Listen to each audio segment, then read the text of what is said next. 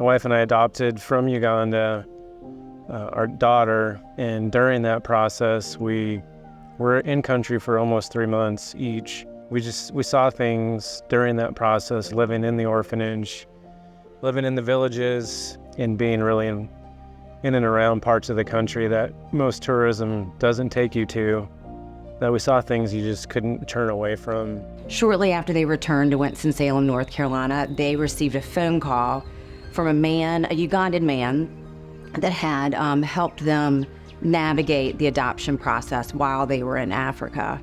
And he called the Clinchews seeking help. The orphanage that the Clinchew family had adopted their daughter from had been abandoned. And so the Clinchew family gathered sponsors, U.S. sponsors, to take care of these kids. And we wanted to try to help.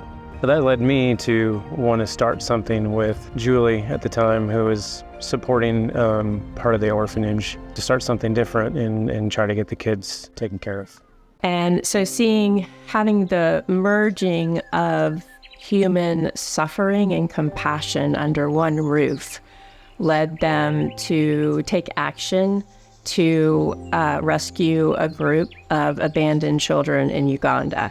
We started as a rescue mission to provide enough food and shelter for a couple of months, and we've evolved into a full sponsorship program meeting all of their needs, where education has become the core of our existence now. We believe that education is the gateway to overcoming social and economic barriers, and also helps our children realize their dreams and aspirations, and gives them the community and support they need to follow through with those.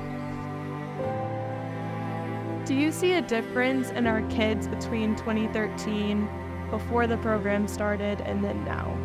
It's a really, really, really big difference, a really big difference. In 2013, I could see these kids, most of them were so young, 5 years, 7 years, 10 years. And right now when you see them, they're big kids. Way back then you could see them, they weren't fed so well, they weren't looked after well. Some of them had big bellies, some of them were malnourished.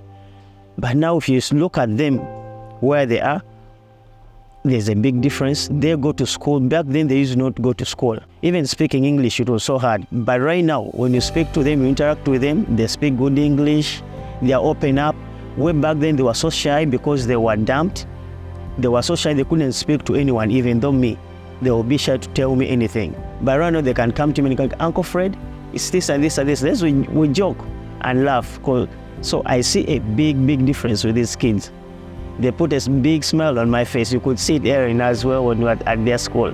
We were originally just going to get these kids through high school. 10 years ago, that may have been a helpful goal, but now we realize it's much like here in the U.S. They need to continue their education and build upon what we've already done for them. So in 5 to 10 years, we hope to have all of our kids either attending university or having completed a university or trade school degree.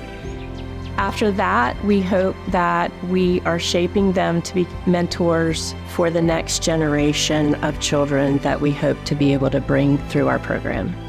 I had no hand to help me, to support me, but since I joined Take My Hand Uganda, I feel like now I started my journey for becoming a designer.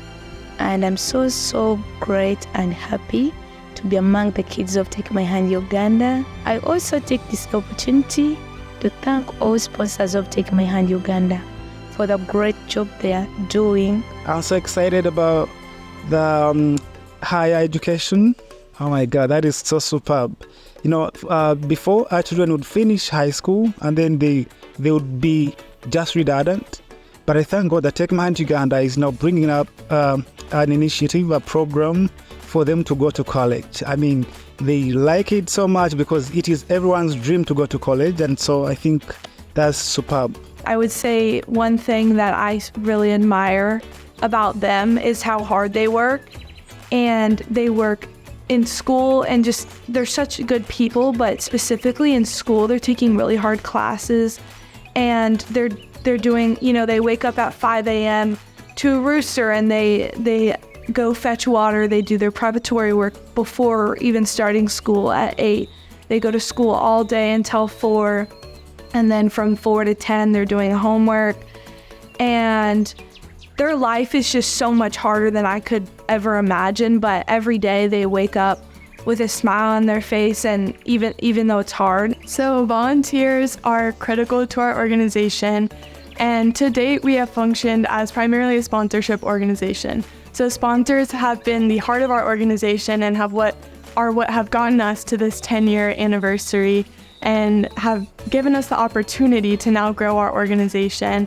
And then that's where our bigger donors have come in. We've gotten so much momentum from corporate sponsors as well as just individual donors, and that allows us to do everything with the kids. That provides their cost of living, but it's also allowed us to really give them a life of luxury in Uganda.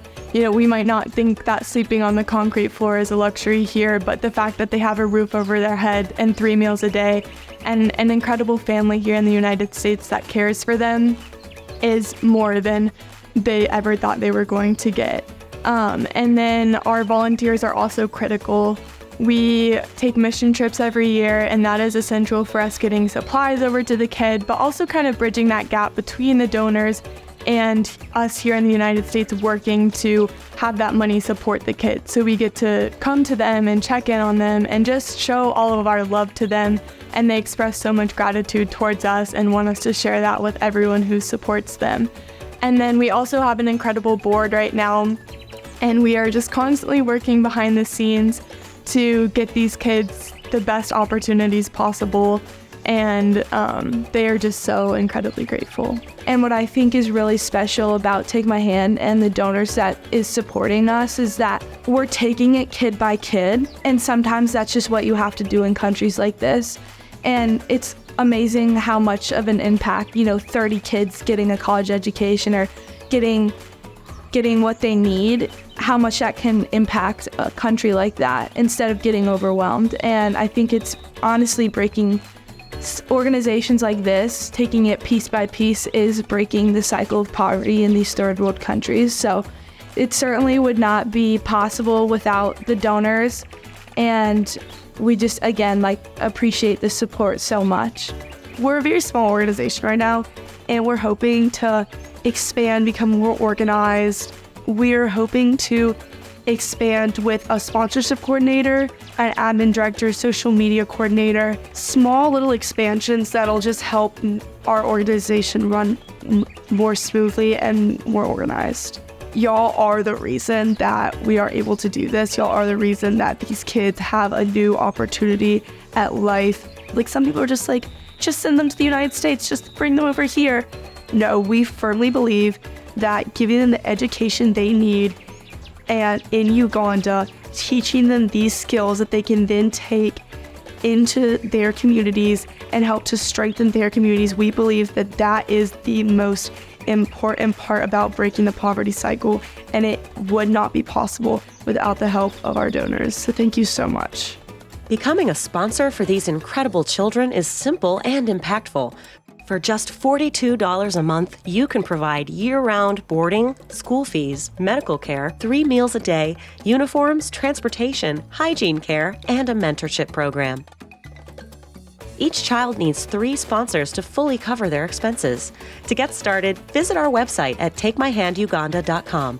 If you prefer, you can also make a one-time donation of any amount.